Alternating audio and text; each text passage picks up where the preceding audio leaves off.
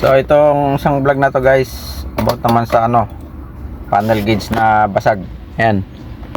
So may mga cold shoulder pagka ganyan. Yung panel gauge nyo. Sabihin, hindi buo yung mga numbers. Ayan. Minsan buo, minsan hindi. Ayan. Ayan o.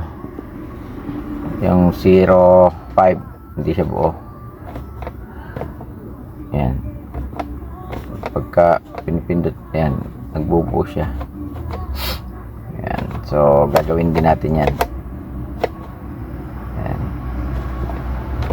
So yan ay cold shoulder. So check natin yan. Paano natin gagawin yan. Alright. So ito na mga sir, yung ginawa natin kagabi. So nilinis ko na rin to. Yan, mga likabok dyan.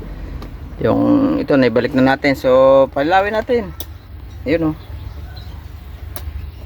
Yan. So yan na.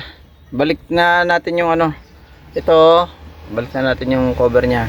Yung gauge ginawa ko kagabi. Yan, so buo na siya. So yan. Comment na lang kayo kung paano ko ginawa yan. So buo na yung number. Yung clock, hindi ko pa nagagalaw yung clock. So yan. 157,000. So yan na.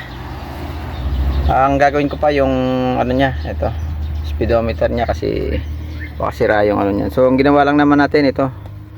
Yun yung saklak. Yung saklak, bulag. Yan. So yan. Alisin ko muna to at anuhin natin yan. May gagawin tayo dyan. So yun lang. Yun lang guys. Pwede na ibalik ito.